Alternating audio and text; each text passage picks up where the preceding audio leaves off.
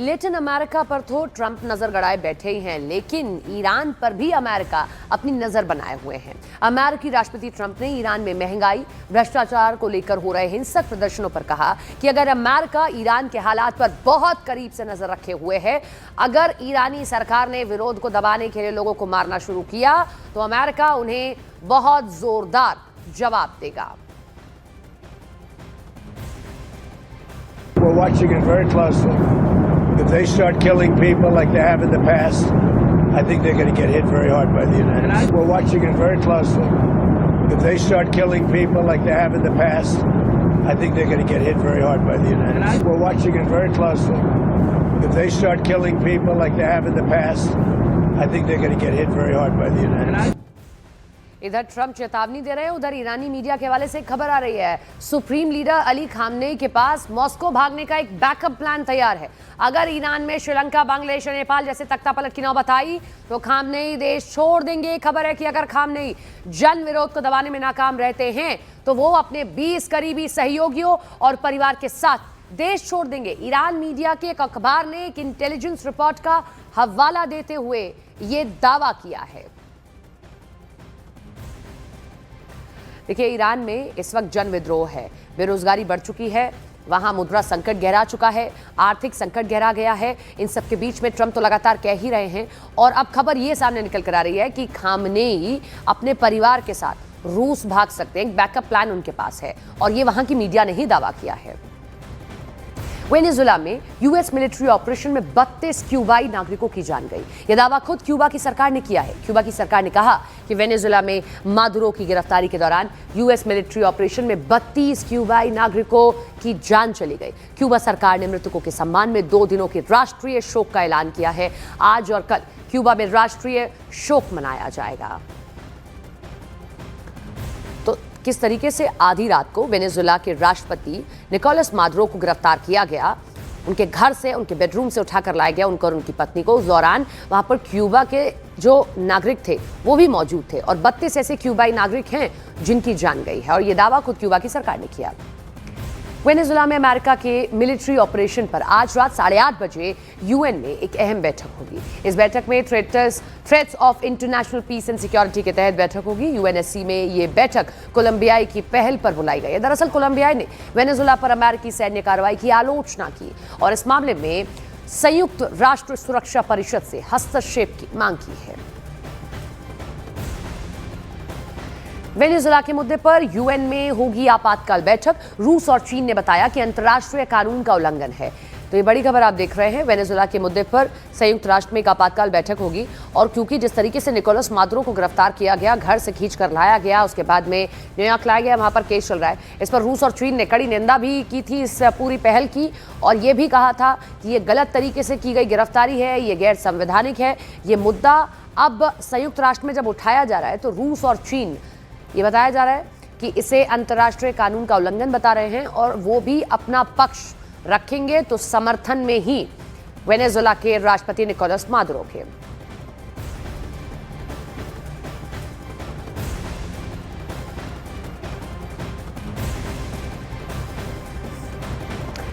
Venezuela के राष्ट्रपति Nicolas Maduro की न्यूयॉर्क की सर्दर्न डिस्ट्रिक्ट अदालत में पेशी होगी। फिलहाल न्यूयॉर्क की जेल में रखा गया। उनकी पत्नी पर भी ड्रग्स तस्करी को लेकर मुकदमा है। तो हम आपको कुछ ग्राफिक्स भी दिखाते हैं जिसमें कैसे वेनेजुएला में गिरफ्तारी हुई, ये भी बताएंगे। वेनेजुएला में हाल ही में हुए घटनाक्रम के बाद आज का दिन राजनीतिक और संवैधानिक रूप से बहुत अहम है। ऐसे में आज वहां क्या क्या हो सकता है, इस पूरी खबर पर दुनिया की नजर रहेगी। तो कुछ ग्राफिक्स हम भी आपको दिखाते हैं। नेशनल असेंबली का नया सत्र और नेतृत्व का चुनाव होगा। हर साल 5 जनवरी को यानी कि आज के दिन संसद का नया सत्र शुरू होता है। संवैधानिक संकट के बीच संसद की जो बैठक है उस पर बड़ा सवाल है। आज संसद के नए अध्यक्ष और बोर्ड का चुनाव भी वहां होना है। आज तय होगा कि देश की विधायी शक्ति आखिर किसके हाथ में रहेगी। सुप्रीम कोर्ट ने तो उपराष्ट्रपति डेल्सी रॉड्रिग्स को इस वक्त अंतरिम राष्ट्रपति नियुक्त किया है। आज संसद के सामने डेल्सी रॉड्रिग्स को लेकर स्थिति भी साफ हो जाएगी। इधर विपक्षी नेता है एडमुंडो गोजालेज, राष्ट्रपति पद पर दावा ठोक सकते हैं वो। तो ये आज का वहां का डेवलपमेंट है। वेनेजुएला पर इस अमेरिकी हमले ने दुनिया को एक बार फिर से दो धड़ों में डिवाइड कर दिया है। एक पक्ष है जो इस कार्रवाई को सही ठहरा रहा है, लेकिन दूसरा पक्ष अमेरिका की ये सैन्य कार्रवाई का विरोध कर रहा है।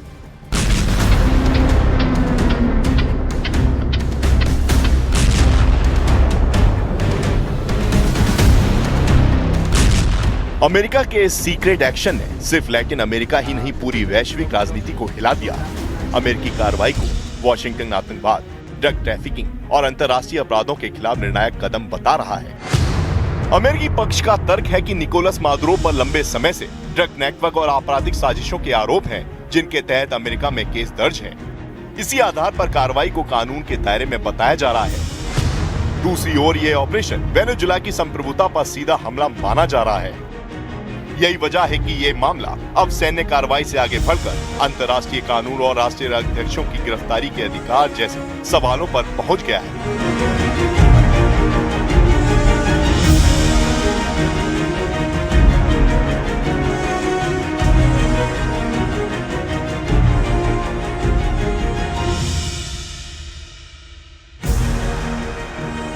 इतिहास बताता है कि जब भी अमेरिका ने किसी विदेशी नेता के खिलाफ सीधे एक्शन लिया, उसका असर केवल उस देश तक सीमित नहीं रहा।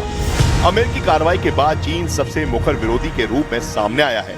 बीजिंग ने साफ किया है कि मादुरो और उनकी पत्नी को जबरन हिरासत में लेना अंतर्राष्ट्रीय कानून और संयुक्त राष्ट्र चार्टर का उल्लंघन है। चीन ने उनकी तत्काल रिहाई और संवाद के जरिए समाधान की मांग की है। वहीं ऑस्ट्रेलिया ने संतुलित रुख अपनाते हुए सभी पक्षों से संयम और कूटनीति की अपील की है। ऑस्ट्रेलियाई प्रधानमंत्री ने क्षेत्रीय स्थिरता बनाए रखने पर जोर दिया है। इस बीच कई देश इस कार्रवाई को वेनेजुएला में लोकतांत्रिक बदलाव की दिशा में कदम मान रहे हैं, जबकि विरोधी खेमा इससे सत्ता परिवर्तन की जबरन कोशिश बता रहा है। यही वजह है कि दुनिया साफ तौर पर दो हिस्सों में बटी नजर आ रही है। अमेरिका के साथ उसके पारंपरिक सहयोगी ब्रिटेन और कुछ यूरोपीय देश खड़े नजर आ रहे हैं, जो मादुरो सरकार को अवैध बताते हुए इस कदम को अपराध और ड्रग नेटवर्क के खिलाफ कार्रवाई कह रहे हैं। दूसरी ओर रूस, चीन और ईरान ने खुलकर इसका विरोध किया है। इन देशों का कहना है कि ये वेनेजुएला की संप्रभुता और अंतर्राष्ट्रीय कानून का उल्लंघन है। लैटिन अमेरिका में भी मतभेद है। कोलंबिया और कुछ पड़ोसी देश सतर्क समर्थन की भाषा बोल रहे हैं, जबकि ब्राजील और मैक्सिको जैसे देश हस्तक्षेप के खिलाफ खड़े दिखते हैं। इस खेमेबंदी के बीच अब सवाल ये है कि आगे क्या। रिपोर्ट्स के मुताबिक मादुरो को अमेरिका में अदालत के सामने पेश किया जा सकता है, जहां उन पर साजिश और ड्रग ट्रैफिकिंग जैसे आरोपों पर सुनवाई होगी। कानूनी विशेषज्ञ इसे पनामा में पूर्व शासक मैनुएल नोरेगा केस से जोड़कर देख रहे हैं, जहां अमेरिका ने एक विदेशी नेता पर मुकदमा चलाया था। लेकिन मादुरो का मामला उससे कहीं ज्यादा संवेदनशील है, क्योंकि वह मौजूदा राष्ट्रपति हैं। आने वाले दिनों में अदालतों में अधिकार क्षेत्र को लेकर बहस होगी और संयुक्त राष्ट्र में कूटनीतिक दबाव बढ़ेगा। साफ है, ये संकट अब सिर्फ वेनेजुएला या अमेरिका का नहीं, बल्कि वैश्विक व्यवस्था की परीक्षा बन चुका है।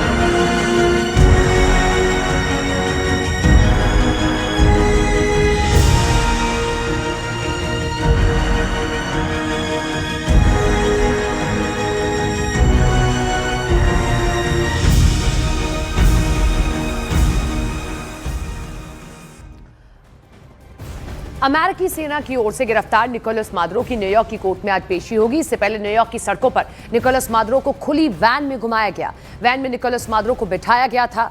सड़क से गुजर रहे लोग रुक रुक कर इस नजारे को देखते रहे, तो कुछ लोगों ने मोबाइल में मादुरो का वीडियो रिकॉर्ड किया है।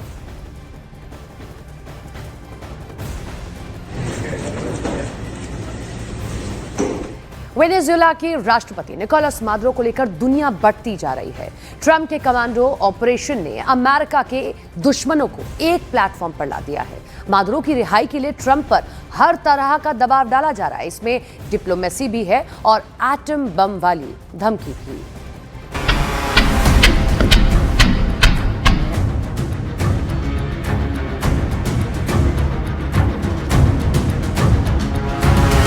We are going to run the country.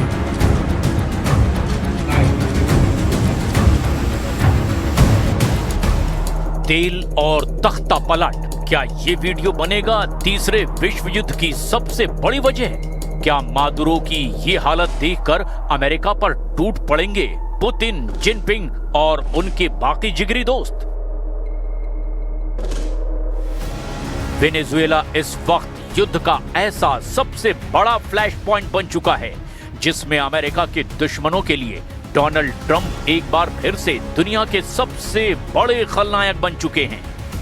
Nicolas Maduro और उनकी पत्नी को वेनेजुएला से उठाए जाने के बाद दुनिया में अमेरिका बनाम रूस, चीन, उत्तर कोरिया और ईरान की चौकड़ी खड़ी हो गई है। अमेरिका के सामने ये चार देश चट्टान बनकर एक ऐसी वार्निंग दे रहे हैं जिसका मैसेज बिल्कुल साफ है, तेल और तख्ता पलट का खेल बर्दाश्त नहीं करेगी दुनिया। और इसी धमकी से बढ़ रहा है वर्ल्ड वॉर का खतरा। डोनाल्ड ट्रंप अपने ऑपरेशन मादुरो से कैसे घिर चुके हैं, इसकी पूरी डिटेल इस रिपोर्ट में है। लेकिन उससे पहले आपको दिखाते हैं कि वेनेजुएला के राष्ट्रपति को उठाने के साथ उनकी पत्नी को भी अमेरिका क्यों ले गए डोनाल्ड ट्रंप। आखिर कौन है निकोलस मादुरो की पत्नी सीलिया फ्लोरेस? सीलिया फ्लोरेस क्यों बन गई वेनेजुएला में डोनाल्ड ट्रंप की दुश्मन नंबर 2?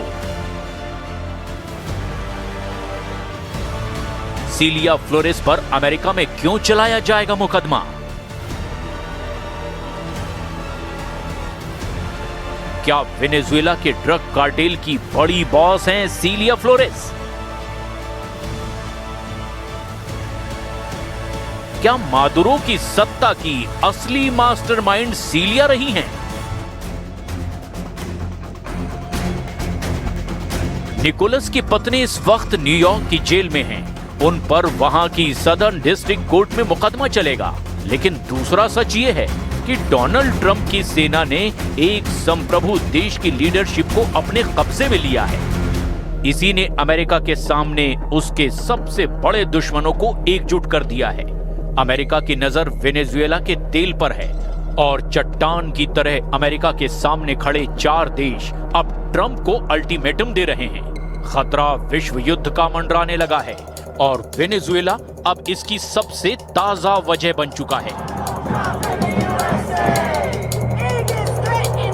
रूस क्या कर रहा है, चीन क्या कर रहा है, ईरान क्या करेगा और उत्तर कोरिया ने क्या एक्शन लेने की धमकी दी है, ये बताने से पहले आपको सीलिया फ्लोरेस को लेकर एक पुराना सच बता देते हैं। साल 2015 में सीलिया फ्लोरेस के भतीजों एंटोनियो कैंपो फ्लोरेस और फ्रांसिस्को फ्लोरेस को अमेरिका ने 800 किलो कोकीन के साथ पकड़ा था।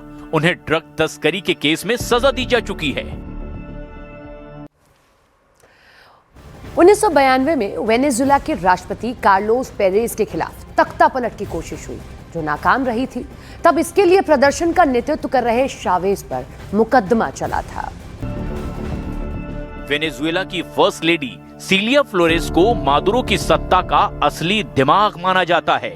मादुरो खुद उन्हें फर्स्ट कॉम्बेटेंट यानी कि पहली लड़ाकू कहते हैं। अमेरिका के मुताबिक इस ड्रग कार्टेल का पूरा कंट्रोल सीलिया फ्लोरेस के पास रहा है। सीलिया फ्लोरेस कैसे पिछले 3 दशकों से वेनेजुएला की राजनीति में शीर्ष पर पहुंच गई, बहुत गौर से आगे देखिए। पूरा नाम सीलिया अडेला फ्लोरेस दे मादुरो, जन्म 15 अक्टूबर 1956 को वेनेजुएला में हुआ। सीलिया वेनेजुएला की एक शक्तिशाली वकील और राजनेता हैं। निकोलस मादुरो से उनकी शादी 2013 में हुई। लेकिन इससे पहले ही सीलिया फ्लोरेस का कद वेनेजुएला की पॉलिटिक्स में शीर्ष पर पहुंच चुका था। वो United socialist party of Venezuela से ताल्लुक रखती हैं। क्रिमिनल और लेबर लॉ की पढ़ाई करने वाली सीलिया फ्लोरेस वेनेजुएला के पूर्व राष्ट्रपति ह्यूगो शावेज की करीबी रही। 1992 में वेनेजुएला के राष्ट्रपति कार्लोस पेरेज के खिलाफ तख्ता पलट की कोशिश हुई जो नाकाम रही थी। तब इसके लिए प्रदर्शन का नेतृत्व कर रहे ह्यूगो शावेज पर मुकदमा चला। लेकिन 2 साल बाद ह्यूगो शावेज को माफी मिली और उनकी रिहाई में सीलिया की बड़ी भूमिका रही। 1998 में ह्यूगो शावेज वेनेजुएला के राष्ट्रपति चुने गए और इसी दौर में सीलिया के राजनीतिक करियर की शुरुआत हो गई। साल 2000 में सीलिया फ्लोरेस वेनेजुएला की नेशनल असेंबली की सदस्य चुनी गई। 2006 से 2011 तक वेनेजुएला के स्पीकर रही। उससे पहले मादुरो स्पीकर थे और जब वो वेनेजुएला के विदेश मंत्री बने तब ये पद सीलिया को दे दिया गया। इसके बाद सीलिया 2012 से 2013 तक वेनेजुएला की अटॉर्नी जनरल भी रही।